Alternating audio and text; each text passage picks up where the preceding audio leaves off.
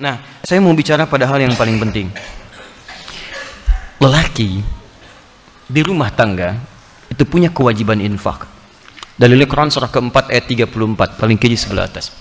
Ar-rijalu qawwamuna 'alan nisa bima faddalallahu ba'dahum 'ala ba'din wa bima anfaqu min amwalihim. Tolong fokus di sini.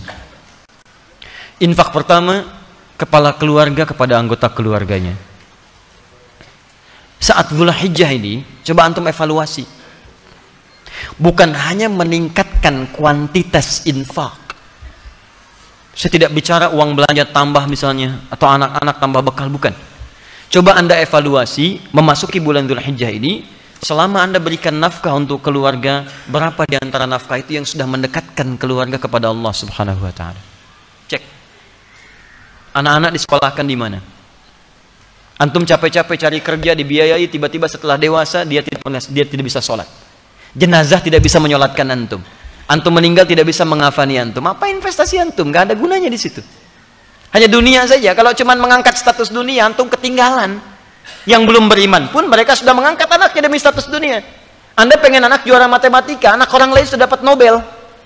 Makanya saya katakan, kalau berlomba untuk urusan dunia itu kecil. Nilainya nggak ada.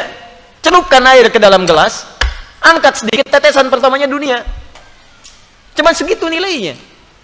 Tidak berlomba untuk akhirat. Begitu Anda lombakan anak Anda untuk akhirat, maka dia akan jadi pemenang termasuk dalam urusan dunianya. Ya, dunia itu seperti bayangan. Kalau antum kejar-kejar, capek, nggak akan ketangkap. Ayo silahkan kejar bayangan, pulang di sini kejar tuh terus. Ya, capek antum. Caranya berbalik dari bayangan, maka bayangan akan mengikuti Anda. Cari akhirat, Anda tidak akan ketinggalan dunia. Silahkan cek orang-orang dulu, mereka penghafal Quran, ahli hadis, tapi ahli matematika juga, ahli fisika, ahli kimia, ahli macam-macam. Dan bukan aib kalau anak kita misalnya sekolah dalam umum, nggak ada masalah. Tapi hadirkan nilai Quran di dalamnya, hadirkan hadisnya. Cek lagi. Rumah yang antum kemudian titipkan pada istri ketika antum bekerja, jadi apa di dalamnya? Cuman sekedar tidur, istirahat, masak dan sebagainya. Jangankan Anda, yang belum beriman pun bisa menggunakan rumah seperti itu. Pernah nggak rumahnya dipakai zikir? Majlis ilmu, tempat untuk bermunajat kepada Allah, tempat untuk mendidik anak-anak yang dekat dengan Allah. Ada nggak ruangan untuk baca Quran untuk anak-anak? Ada nggak contoh untuk sholat berjamaah? Ada nggak si kecil punya sajadah?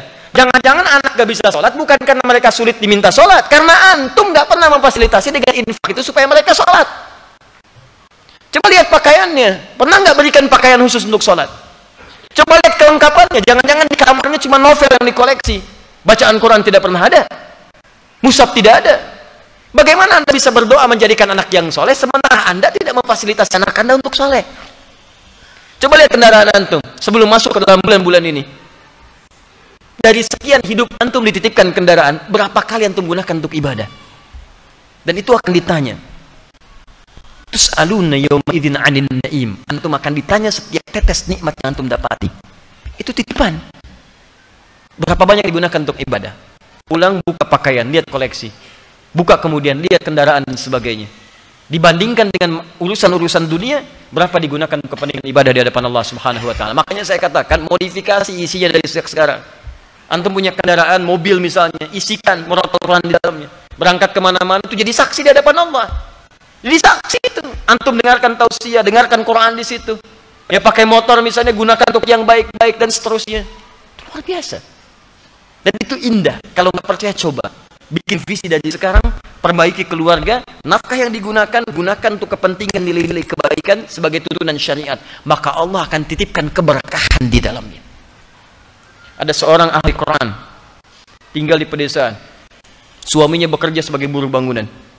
Istrinya itu ngambilin kayu. Masya Allah, kadang-kadang tidak malu. Di sawah dan sebagainya. Tapi tahukah antum, istrinya hafizah penghafal Quran. Anak-anaknya penghafal Quran. Suami pulang ke rumah cuma 500.000 dibawa, tapi tidak pernah ada keluhan di lisannya. Yang dia katakan, Masya Allah, Alhamdulillah, Abi bawa uang banyak sekali. Setiap tamu datang dimuliakan oleh beliau, makanannya, segalanya, macam-macam, ada keberkahan di dalamnya. 500.000 tahan dalam sebulan disebut banyak dan ada keberkahan di dalamnya. Antum 5 juta, 15 juta masih merasa kurang, butuh berapa lagi?